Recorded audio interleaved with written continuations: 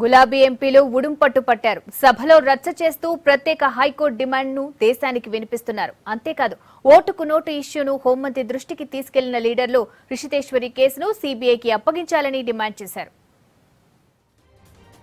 High court విభజనపై పోరాటం మరింత తీవ్రంగా మార్చేశారు టీఆర్ఎస్ ఎంపీలు. లోక్సభ సమావేశాలు మొదలైనప్పటి నుంచి రచ్చ చేస్తున్న గులాబీ నేతలు ఇవాళ నిరసనలు నినాదాలతో హోరెత్తించారు. ప్రధానమంత్రి బెంచ్ దగ్గర ప్లకార్డులతో ఆందోళన చేస్తూ సభను అడ్డుకున్నారు.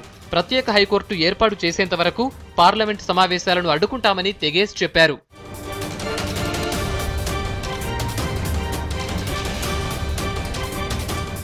హైకోర్టు ఏర్పాటు చేస్తామన్న హామీని కేంద్రం నిలబెట్టుకోవాలని టీఆర్ఎస్ ఎంపీలు డిమాండ్ చేశారు. చంద్రబాబుకు గతంలోనే లేఖ రాసినా ఇప్పటి వరకు ముందుకు రాలేదని ఆరోపించారు.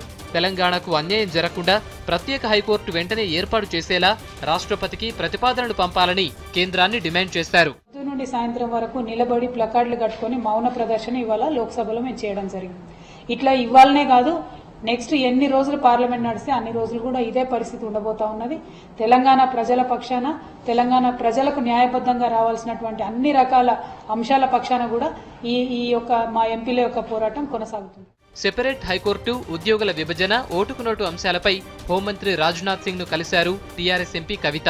నాగార్జున యూనివర్సిటీలో తెలంగాణ స్టూడెంట్ రిషితేశ్వరి మరణించిన కేసులో ఏపీ సర్కార్, పోలీసుల విచారణ సరిగ్గా లేదని కేంద్రం స్పందించి సీబీఐతో విచారణ జరిపించాలని ఆమె కోరారు. ఆ కేసుని చాలా మంది ఆంధ్ర పోలీసులు సరిగ్గా చేయడం లేదు కాబట్టి సిబిఐకి ఇవ్వాలి అని చెప్పి డిమాండ్ చేస్తా ఉన్నారు. ఆ డిమాండ్ నేను కూడా సపోర్ట్ చేస్తాను. ఎందుకంటే 3 రోజులు ఒక కమిటీ వేసిండ్రు. ఆ కమిటీ రిపోర్ట్ ఇస్తుంది, ఇచ్చిన తర్వాత చెప్తామన్నారు. కానీ ఇంతవరకు ఆ కమిటీ కూడా బయటకి ఏం చెప్పడం లేదు. ఎవరు కూడా బాధ్యత ఉన్నటువంటి రాజకీయ నాయకులు ఎవరు కూడా దాని మీద మాట్లాడతలేరు ఆంధ్ర ప్రాంతంలో.